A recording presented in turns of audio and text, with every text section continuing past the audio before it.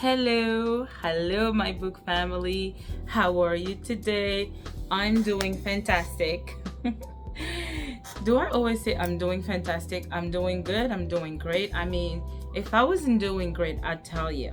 Y'all are family now, so I would tell you, but I'm doing good. I hope you're doing good. It's November, and usually when winter is upon us, we also have the winter blues and all that stuff. I mean, it's still fall, right? So let's not jump ahead. It's still fall. So let's still enjoy the last remnants of the fall weather before winter hits us. So today's video, I will be talking to you about all the books I read in the month of October, Spooktober, all that good spooky stuff. All right, so don't go anywhere. All right, Jambo, Karibu, welcome to my channel. My name is Chilanda and this is Library Without Borders. How you doing? All right, you guys. So y'all know that my wrap up always long. So without further ado, let's get into it. Let's get into it. I don't think I have a 5-star, but then let's just talk about these books, okay? And it's not in any order.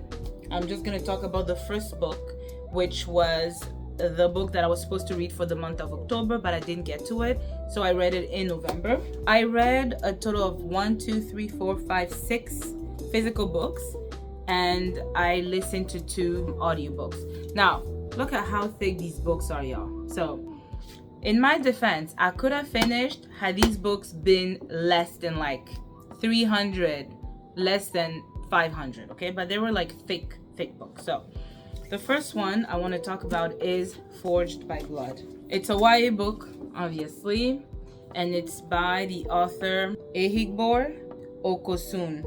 I think she's Nigerian. Here she is. She's British, a British private school survivor turned Nigerian American immigrant.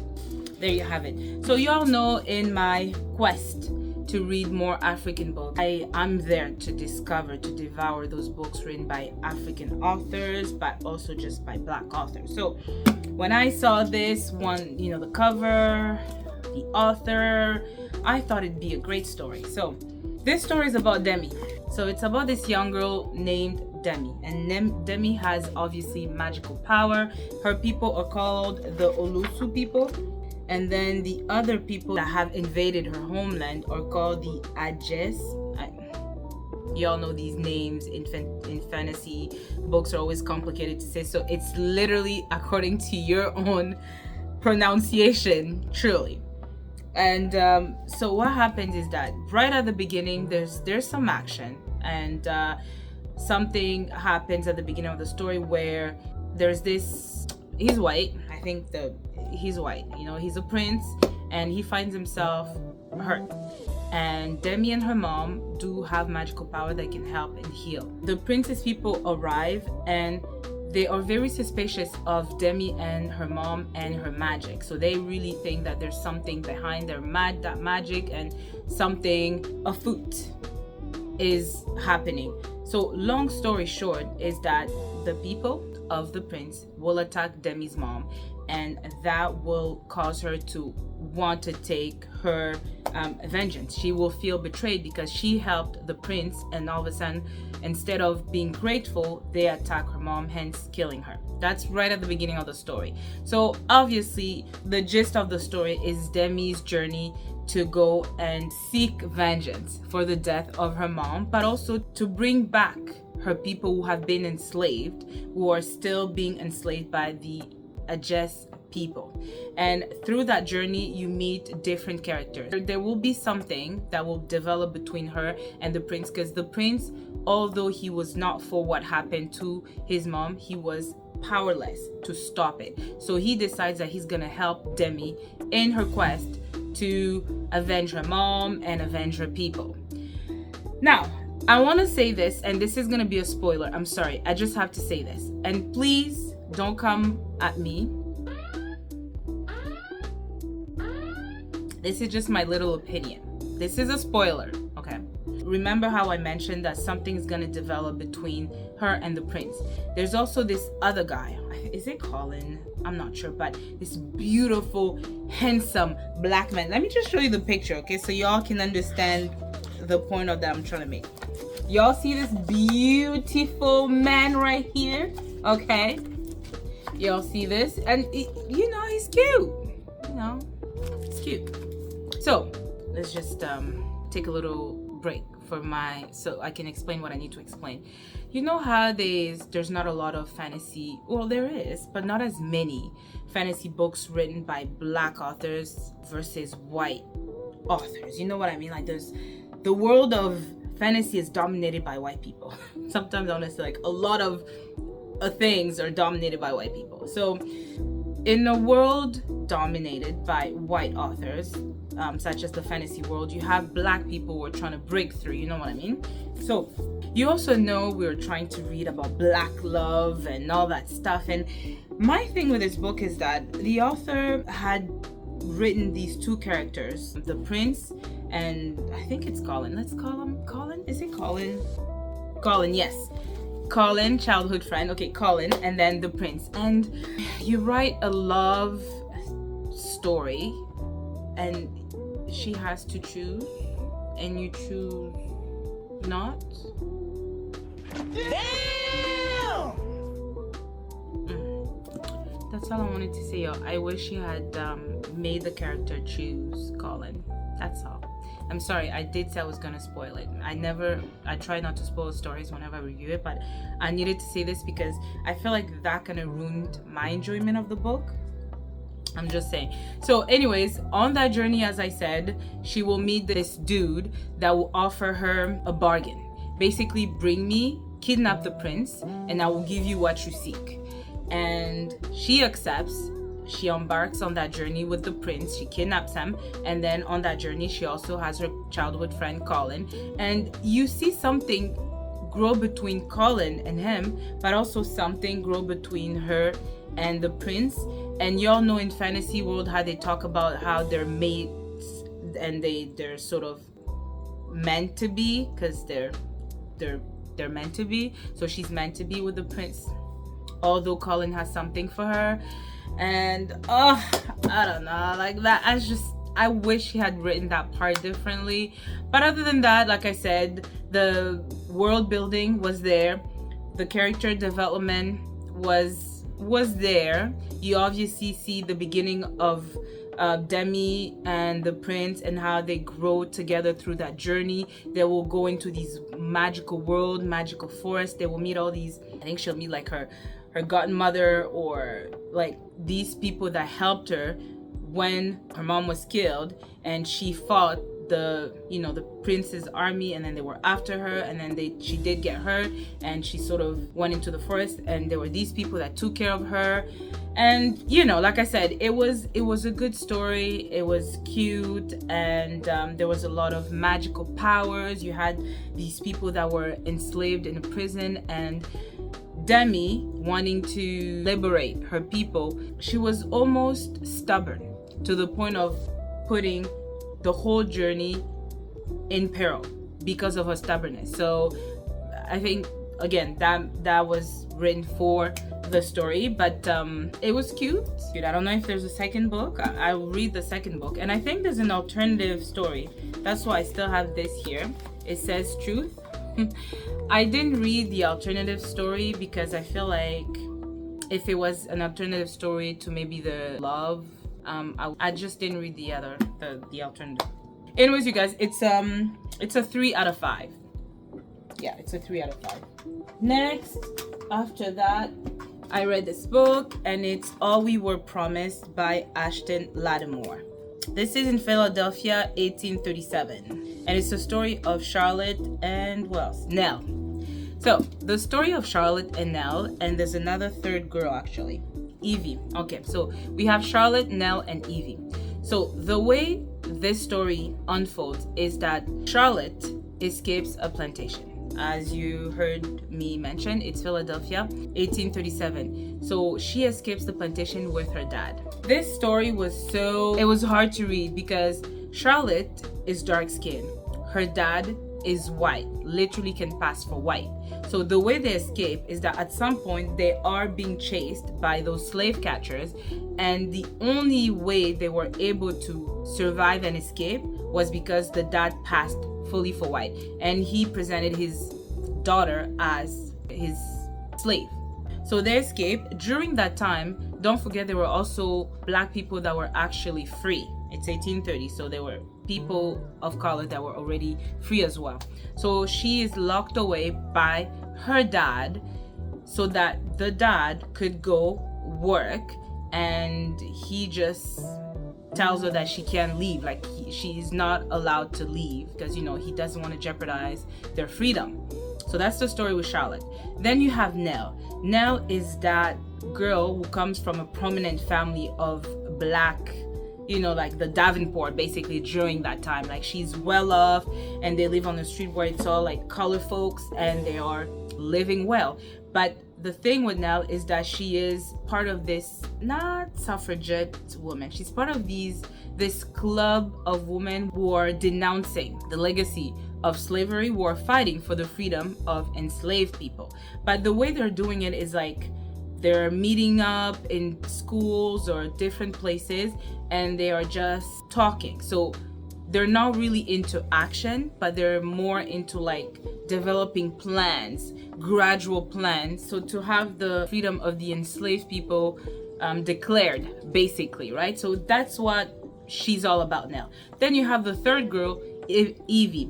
So Evie, her story is that she grew up on that plantation with Charlotte, and they grew up together. Charlotte was basically a big sister to Evie. So when they ran away, you know how people ran away that time. You couldn't announce it. You couldn't tell people like, hey, by the way, I'm running away. Like, you thought of it, you did it, and you went for it, you know, and a lot of people were left behind, right? So that's how Evie, she was really small, she was young, and she was left behind. So what happened is that her mistress, who was also the mistress of Charlotte, comes in the town where Nell is and Charlotte is, and she's there to seek a husband because her husband died, and she is there to seek a new husband. And she is seeking a husband on lies. I'm telling you the lies she told. But so Evie is still enslaved, and she's still working for her.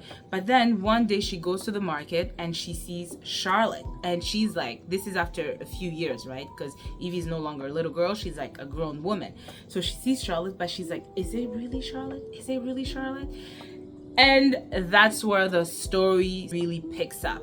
Now you have Charlotte and Nell will be basically Nell befriended Charlotte because Charlotte started sneaking out of her house. Remember, I told you the dad didn't want her to go out, so she started sneaking out of the house, and that's how she met Nell and the group of women who were fighting for the freedom of black people. And she started giving her input. But you have to understand that Charlotte is not educated. And just imagine back then it was a lot of, there's a lot of ethics, there was a lot of ways you can talk, a lot of manners, all those things. And she also does see Evie that day at the market, and she's panicking because she's like, so if Evie's here, that means her mistress is here, and maybe the mistress came back to seek them, her and her dad, and bring them back to enslavement. And she cannot, she will not go back to enslavement. And the day she tries to tell her dad that their mistress is back, the dad is not even listening. He's doing great. He's opened a business. I think it was a laundry business or maybe wood business, some kind of business that is taking up. And obviously he's white, he's passing for white, right? So he decides that he's gonna throw this big party, not knowing who was gonna come. Because remember how I mentioned the mistress is there to seek a husband. She does find a husband, and they're betrothed. And now that husband does know Charlotte's dad, but he just knows him because of business. So when the party is thrown by Charlotte's dad, the mistress comes with her betrothed to the party, and literally, you should see the description in the book. Charlotte's dad is livid, whiter than white. And what the author talks about is that how he would put all this whiter powder to make himself even more white. Ugh. So anyways, you guys, long story short, because I don't want to give out the whole story. that happens. Now you know the mistress knows that that's where her two slaves have ran, and one of them is actually passing for white. And you could just like, I love that part. Like I was literally hyperventilating, like when they were when the author was describing the scene and how the mistress herself, she knows that she also built lies. The way she met the husband, she told I think the lies she told was that maybe she's never been married. So the husband or the fiance thinks that she's not married, and Evie, the girl that's still enslaved to her, knows the real story. So she also knows that these slaves have something on her, just like she has something on them. So long story short, she decides that, you know, the soiree ends the way it ends, and now Charlotte is panicking, Nell is panicking. And by the way, Charlotte never told Nell about her past. She's tempted, but she's never told Nell her past, and their story at some point will be intertwined in the sense that they both, Charlotte and Nell, will be kidnapped. At the same time, both girls will be trying to work a plan to help Evie, because at some point Evie and Charlotte do meet up and they talk to each other about why she left Evie the way she left and all that long story. But anyways, yeah. And then lastly, what I want to mention is that the author actually mentioned some names that came to mind, and I was like, I know this name. I think she said Grimke, and I remember reading about the Grimke sisters in Sue Monk book. This one, The Invention of Wings. Yeah, Hetty and Grimke. Like as soon as she said, I'm like, I know that name, and I'm like, oh yeah, I read about this story in Sue Monk Kid's book. And then she talked about how she was part of the ladies of that. There's a name for them, you guys. I can't remember the name of the group, but they're probably women freedom fighters, something like that. But I just wanted to share a couple of quotes with you guys before I finish the review of this book. So here it says, the slave memoirs Alex had brought her were wrenching glimpses into all that could go wrong. This is Nell. She's never been enslaved, nor have her parents been enslaved. One story described how a man and his wife were mutilated after a failed escape attempt. An overseer used a hammer to shatter their foot bones, just enough to keep them from ever running again, but not enough to stop them from working.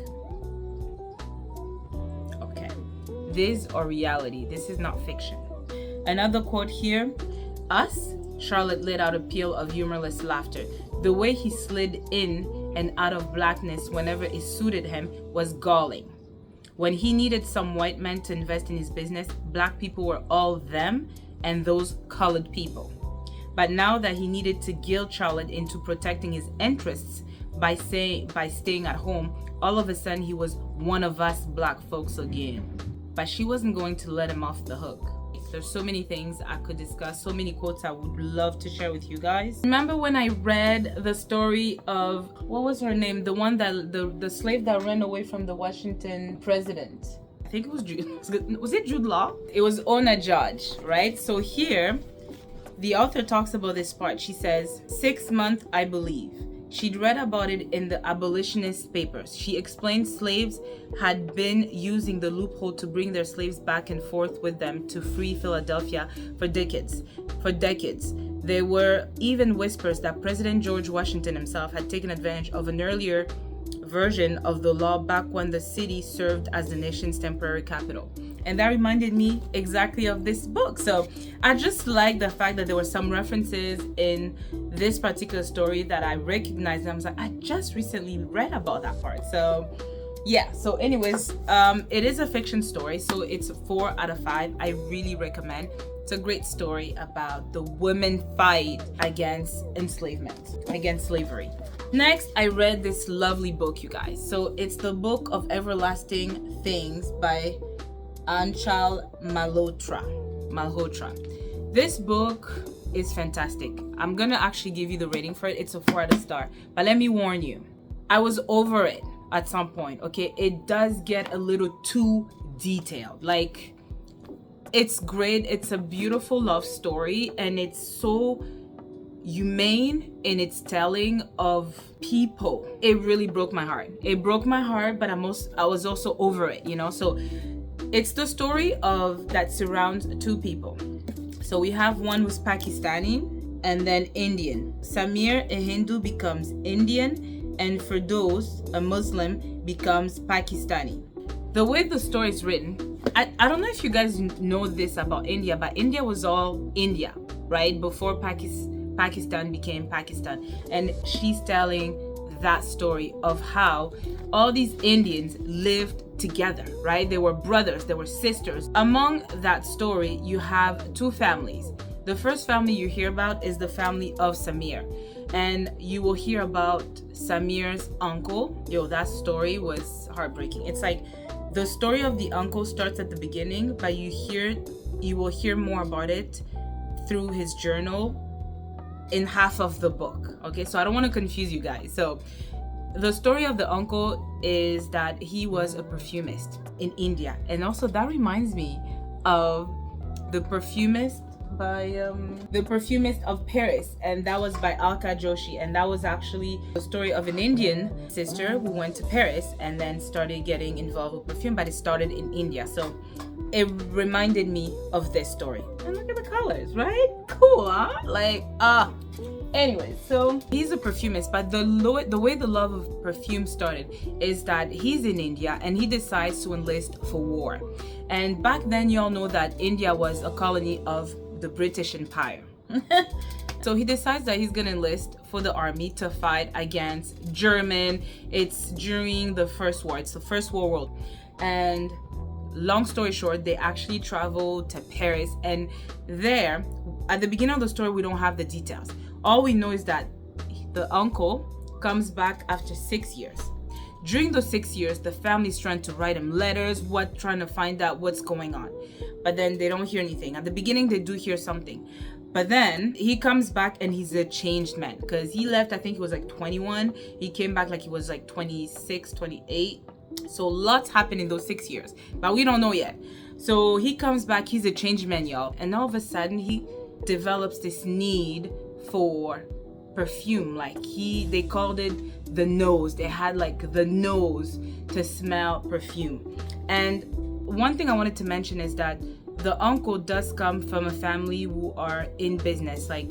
His parents were in business, I think, for silk, for materials like that, and the parents of his parents were also in business. So it's been there for years, right? So I just want to mention some facts here that she says. Nearly 1.5 million of Hindustan's young men, including Vivek, who's the uncle, fought for the British Empire, along with its allies in fields of war far removed from everything familiar. Once he became obsessed with perfumes, he decided to open a perfumery. Okay, that perfumery will be like the big business in Lahore. That was the city where Vivek, the uncle, opened his perfumery. And that's where, like I said, the business took off, and a lot of people would come there and they would smell the perfumes. They would buy these perfumes. They were really obsessed with this perfume. Outside of that, he never had children. The uncle doesn't have children, but he has a brother who has a child, and that child, his name is Samir. And that's where you discover that love that will bloom, that will flourish between Firdaus and Samir. Remember, this is still whole India. So the parents of Firdaus will come to the perfumery to buy perfume. And the reason why they traveled to buy perfume was because the Firdaus dad does calligraphy.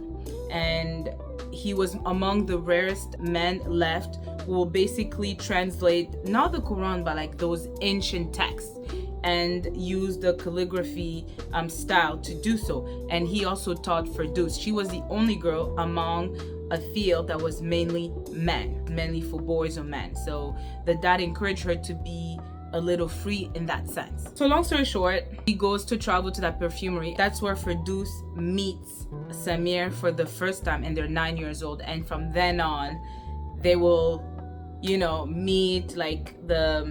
The parents will talk to each other so that Samir could go and learn the calligraphy so that he could write those nice letters on the bottles of the perfumes.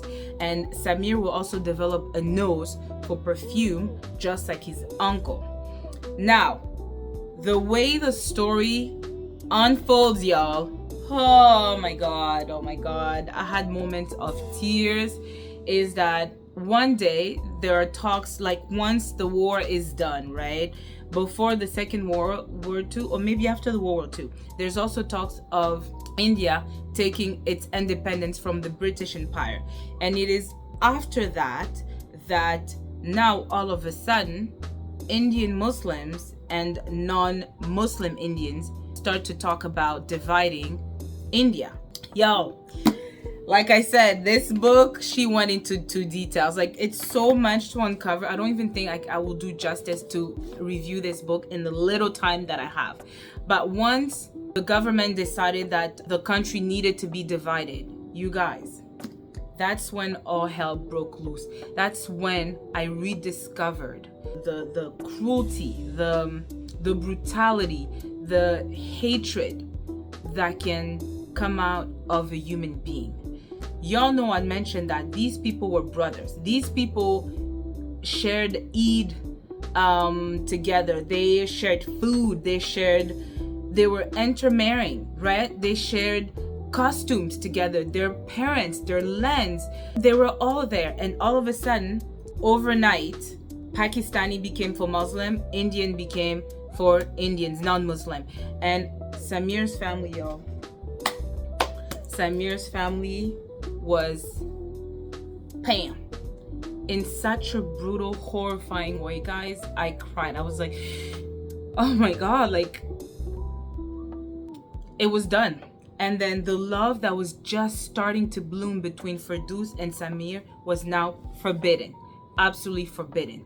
And because Samir lost everything, he decided to travel. So he traveled all the way to Paris because that's where his uncle discovered the whole world of perfume. And since he also had the nose for perfume, although he wanted to escape his past, it looks like his past caught up with him. So when he went to Paris, he decided to, like I said, try to forget his past, try to move on, create a life for him, which he did. He married a white woman from Paris and they had a child. So also I want to mention this book is multi-generational.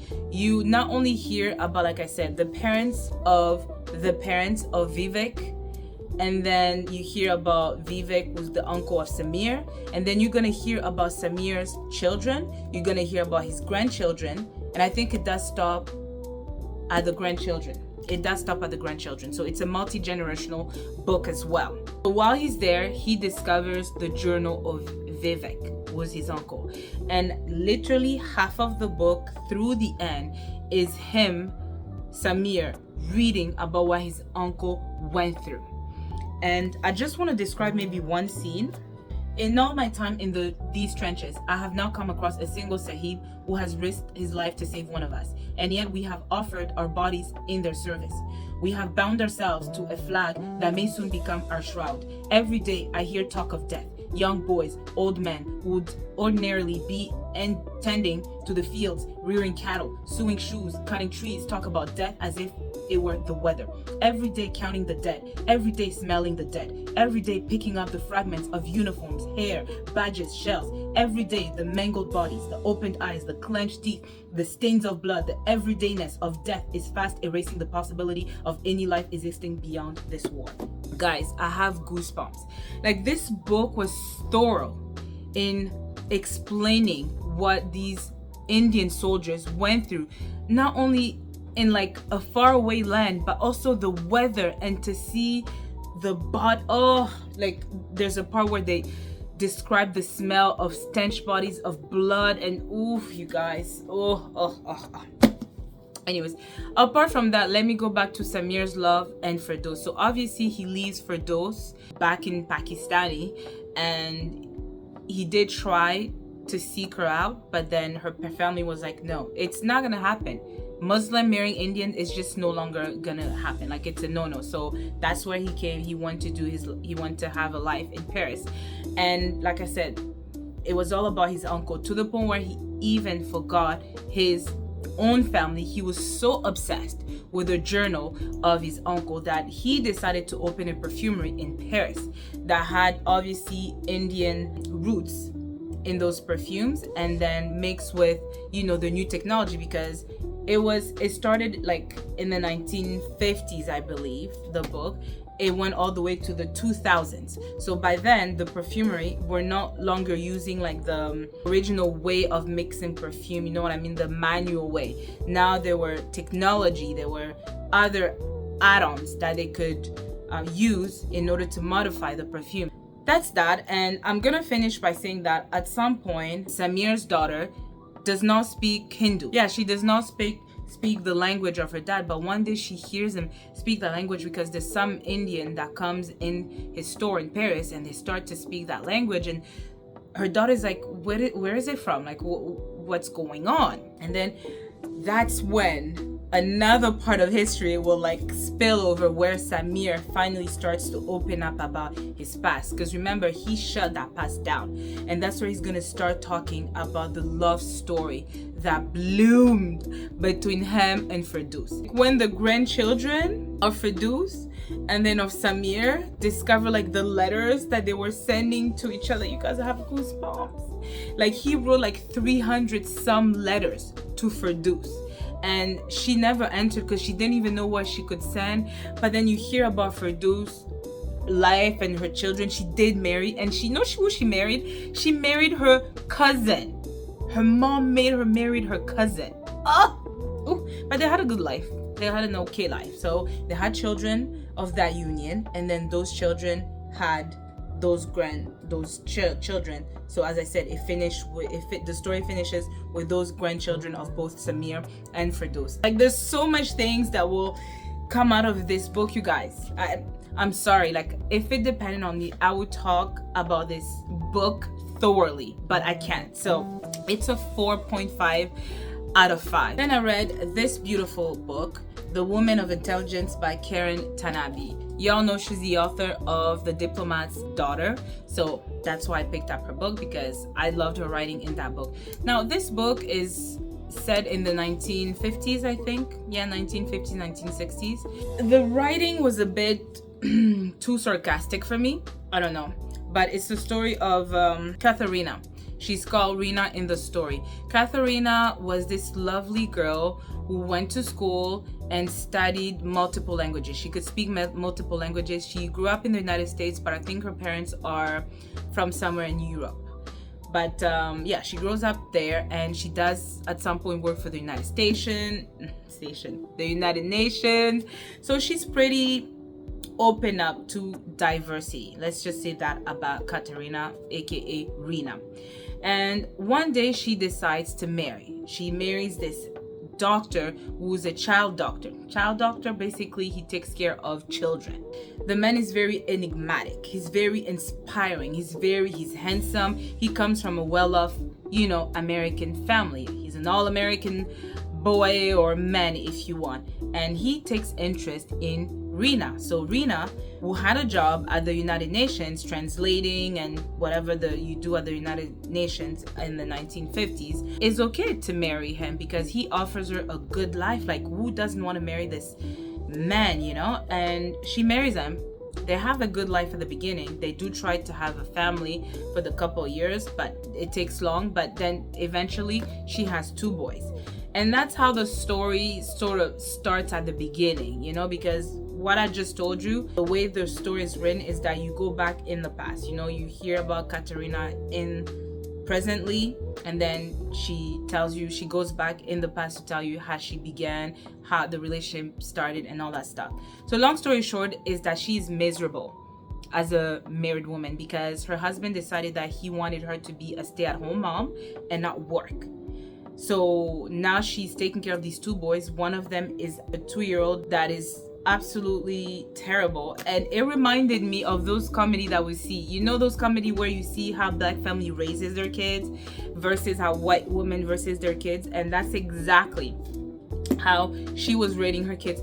Come on, whatever his name was, Jonathan, please don't do that. Okay, mommy, sorry. Like, he's literally having tantrums in the streets, and she's there begging this boy to be like, oh my anyways, that's besides the point. So now one day there's a man that, you know, approaches her at a park where she's walking her children, and he's like, I have a proposal for you.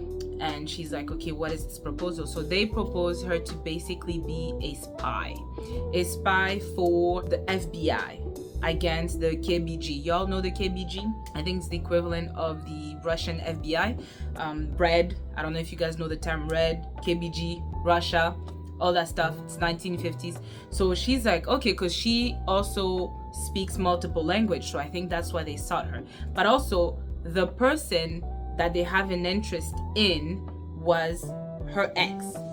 So that's why they're like, okay, you're the best person that can get close to him because he's involved with the Russians. Okay. So that's where the story picks up. Now you see Rena, who was a stay-at-home mom, who now has a purpose. You know, now she's like more alive. And one thing about Rena is that she drinks a lot. So the husband comes and he's like, okay, you need to do something about the drinking. But if you read the book, you understand why this woman is, I'm not gonna say drunk, but like her life she's miserable, you guys. Like at some point I felt terrible because you're like, you have children, you should be happy. And she does talk about it in the book, like I should feel fulfilled, like being a mother is, you know, something that is awesome. But then she doesn't get the help of her husband, the husband who's working with children.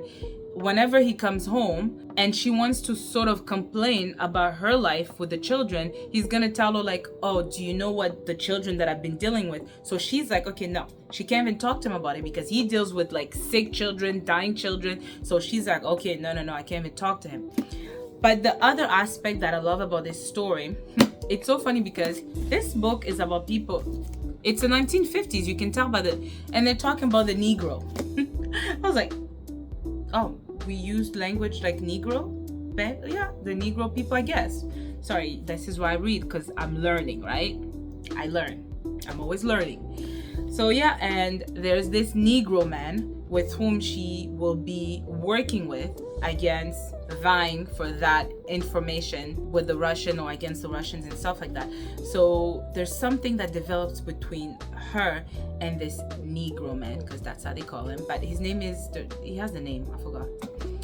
But it was lovely because you also know that she's married and you understand the fact that she feels neglected. Like the husband, the relationship, they were in love before. She does talk about they were in love before, but something died somewhere. As is with most couples, there's always, once children come, something sort of stops, and then if you guys don't pick up on the clues that y'all need to get and rekindle, then one person will go astray. But even though there was something between her and this man, they didn't consume nothing. You know, they shared a kiss, but then they both knew that it couldn't happen. So that's the whole point. A woman of intelligence. It's her finding that information, and she does approach her ex, and she does get information about what the KBG is, and there's some death that happens there. And yeah, so it was a cute story. It was good. It was 3 out of 5. It was a cool story. It wasn't that spectacular like The Diplomat's Daughter, but I wasn't mad at the story. It was okay. Then this book, it is Native Stranger by Elizabeth Bell. So this is the 3rd book.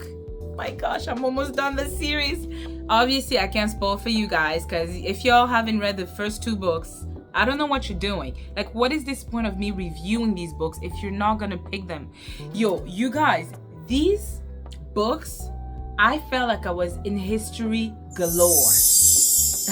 History galore. Yes, you heard me correctly. This woman touched on almost every aspect of African American, Native, white people history in these 3 books. Like, I was impressed. I loved it. I absolutely loved it. So the story is about David and Claire.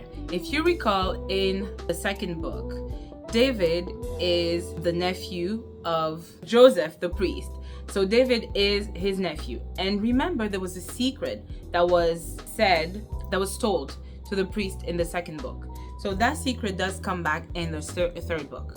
Remember, you guys, I told you about the white boy that grew up with the Indians and he thought he was Indian. So, and how he needed to come and find his family in Charleston. So there's a link between Joseph and that boy. His name is Esh. We're gonna call him Esh. It's Esh anyways. It's an Indian name.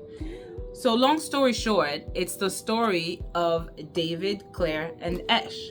Now, Claire has something for David. She's convinced that she's gonna marry David because they grew up together. They had written to each other when David went to school to study medicine, and then she went to school to study what women studied back in those days. And she has decided that she wants to marry David. But then David is like, he won't marry her because he has this secret and he fears that if Claire finds out that secret, let me tell you, okay, spoiler alert, he thinks because he's black, he has African ancestry. He fears that if she knows that and they have children and that Africanness sort of shows up in one of those children, you know, she won't look at him the same way. So he doesn't want that. And there's another secret, you know, he did something, remember, in the second book that was horrible. So Claire is heartbroken, but then in her heartbrokenness, she decides that she wants to go and find a horse.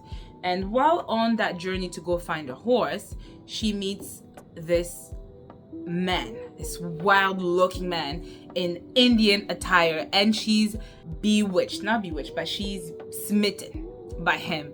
And that's when something will develop between Claire and Esh, this Indian boy. And then apart from that, there's also the discovery of Esh and the Lazar family. And you guys, I can't, right? I'm afraid I'm saying a lot and I don't want to spoil for you guys, but it was lovely. Like, I loved finally some smutty scenes that happened between Claire and the Esh boy, which was really cute. I love the way she writes the sex scenes in her books because she does take in account the time, right? Apart from that, I want to read you guys a few quotes that speaks of that time. Let's not forget, it's still a time where black people are being enslaved. At some point, she talks about how some slaves are being marched somewhere. And there's a song that the enslaver made them sing. The fiddle sing, the banjo ding, Virginia never tire. To laugh and sing is the thing we darkies admire. Oh, happy is the darkies' life. At the beginning of the story, there are these two girls and their mother and brother. They are being sold at this auction block somewhere in, I think it is Charleston. Is it Virginia? No, it's Virginia? Somewhere there, around there. And what's striking is the way they're selling this human. And it's like, it says, this boy sold for no fault, gentlemen, and he is warranted. Ain't no better investment than a likely nigger. This here is a bargain, gentlemen. Woo! It doesn't end there. I'm not done. For a long time, David stood before a case containing a stuffed orangutan, an ape with black skin and shaggy red hair.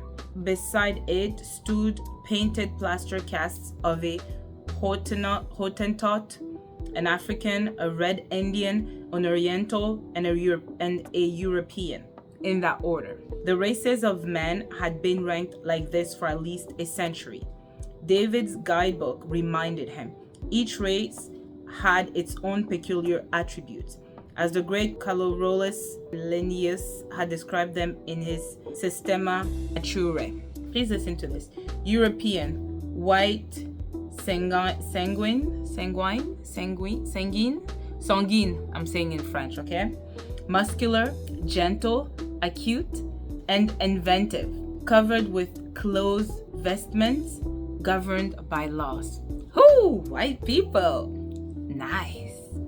Asian, sallow, melancholy, stiff, severe, haughty, and greedy, covered with loose garments, ruled by opinions. Asians.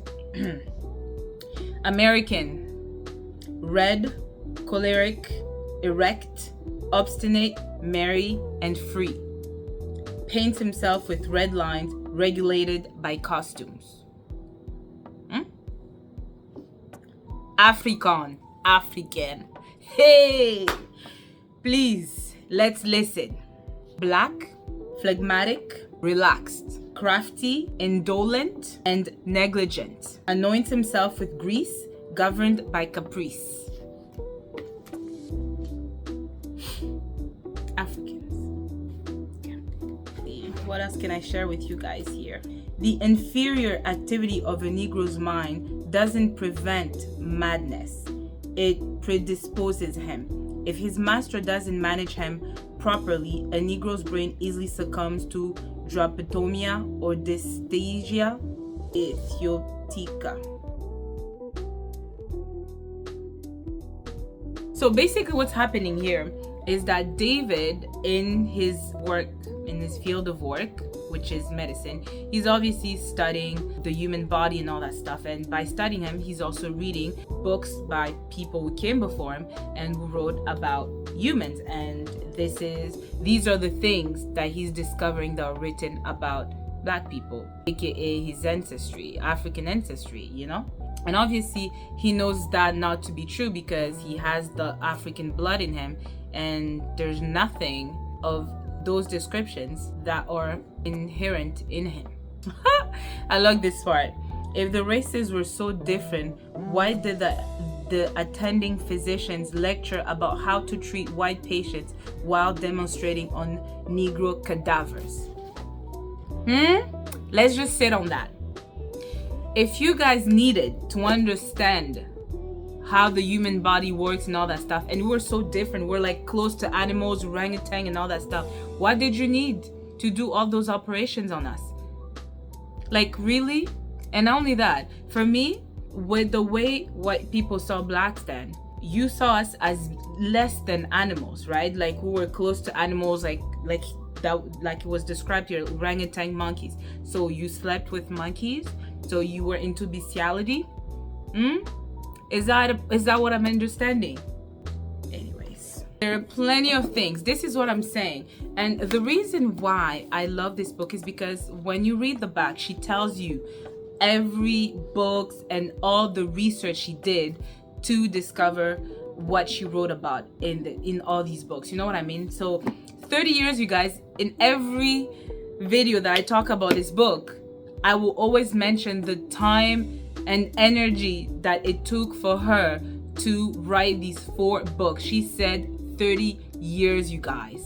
That's a long time. This is why I respect her work and I love these books. Outside of all these enraging things that surrounds, Native Americans, Black people and all that stuff, there are these fictional stories that she has woven. And in these books that I love, I love them. So, like I said, Esh and Claire, this is their story. Now, something happens, and that's what we're gonna discover in the 4th book. So, it's, it's a 5-star, you guys. Like, the whole series is 5. I know I say sometimes 4 point this, but I think it's 5. Like, even if one book is like 4 point something, out of the 3, it's a 5. So it's gonna be, the whole series is gonna be a 5-star for me. So 5-star. I love it. Okay, one more physical book. The last book, I actually finished this on November 3rd.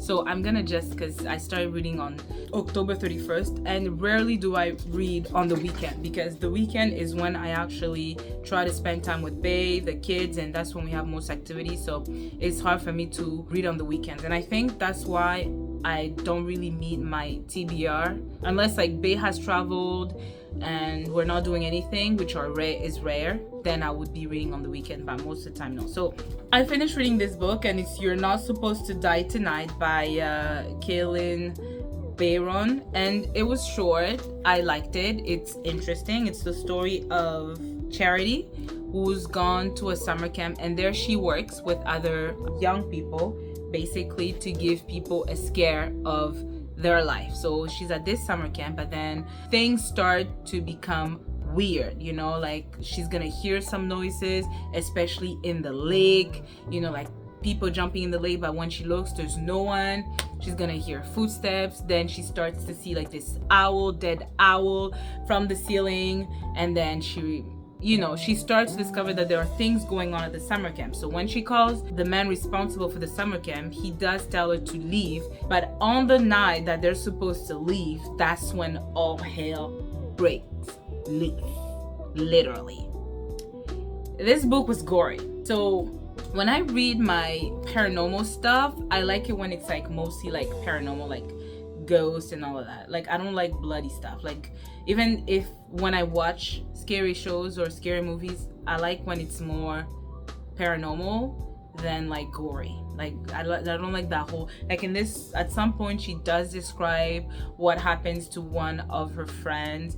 Their stomach is open and like guts are spilling out. Like that's too gory for me, you know what I mean? But I did feel the intense moments at the appropriate time. Like I felt like, oh my god, oh no, you know. So it was cute. It was 3 out of 5 for spooky for the 31st of October. I thought it was a good read for that time. So 3 out of 5. And finally, you guys, I listened to 2 books on Audible. The first one was The Whispering Room by Dean Koontz, and then Hello Beautiful, which was a book club pick by the ladies in my book club by Ann Napolitano. So real quick review. It is a book about these 4 beautiful sisters, and it is a multi-generational book as well. And we have Julia, we have Sylvie, we have I think it's Cecilia and Emmeline. And I'm just going to talk about Julia mostly and Sylvie, because those 2 sisters were the ones that when we discussed it with the book club ladies that we had a lot to say about. So Julia is this assertive woman. She's older. She's the oldest of the 4 girls, and she's very much in control of her life. She likes control, you know what I mean? So they're young, and she meets this young boy. His name is William. They get married. William is into basketball. He's very tall, and Julia is one of those that she just takes control of their lives, you know what I mean? But what you will discover, and they each have their own point of view in the book. They each have their point of view. Is that William wasn't ready for a life of marriage, let alone kids. They do have a kid, but not even, I think, 2-3 years after they're divorced. So that's the story with William. With Sylvie, her story is that she loves library, which I love. She loves books. She works in the library, which, you know, I like that aspect because we love books, we love library. Her story is that her story and William will intertwine. Now, listen, this is my opinion. Okay, my opinion. Don't come for me. Sylvie does end up with William. You guys, if it's a friend, it's different. You know what I mean? Like, I'm gonna just go ahead and say that. Because if you and this man don't end up together, that means y'all were not meant to be together. And unfortunately, if your friend ends up with them and they're working together, you know, yes, there's gonna be some, you know, maybe you guys are not going to talk anymore because it's uncomfortable, but maybe you might be friends again and understand that, you know what, we were just not meant to be and you guys are meant to be. But when it's sisters, you guys, it's like William has a child with Julia, and Sylvie, who's Julia's sister, ends up with William. So what is that kind of family dynamic, you know? So that aspect turned me off, but that's one thing. The only thing also I want to mention about this book is Rose. Rose is the mom. I found Rose's attitude towards her children unbelievably stoic and mean. And I know the times in which the story was written is different than our time. But what happened is that I think it's Cecilia. Cecilia gets pregnant. I think she's 17 or younger, 16 maybe. And she has a daughter. Her name is Izzy. So Rose, was the mom, decides that she's not gonna acknowledge Izzy, and she moves away. She goes to like LA. She moves away from her family. The dad does pass away, so she's like, okay, all my kids are moving on, and like, you know, but it was just her attitude. She was so adamant about not meeting or acknowledging her granddaughter that it was just like, really? And you find out that that's also what happened with her mom. Like, her mom was also born out of wedlock, Rose, and then her mom, they never had a communication with her mom. So now she perpetuates that kind of attitude with her own children. So that for me was just a turn off. But all in all, the book was really interesting. I did have moments of like I cried. Something does happen in the book and I was just like, But one thing, and I'm gonna finish this, is that I realized that the way the author was writing each story or each point of view from different characters, I find that there were certain events she should have taken more time to emphasize the emotions. But I felt like there's a death that happens, and instead of like lingering a little bit, giving us more, even though we ourselves could take some time and just kind of sit in that moment and realize what had occurred in the book, and taking our time maybe to like, you know, be with our emotions, I found that the author could have given us even more writing, more time, like more time with that specific event, so we felt the emotions together. But anyways, outside of that, the book was great. It's a 4 out of 5 for me. Last is The Whispering Room by Dean Koontz, and this is a story of Jane Hawkes. Jane Hawkes is basically running away from the FBI. I'm gonna like just real quick.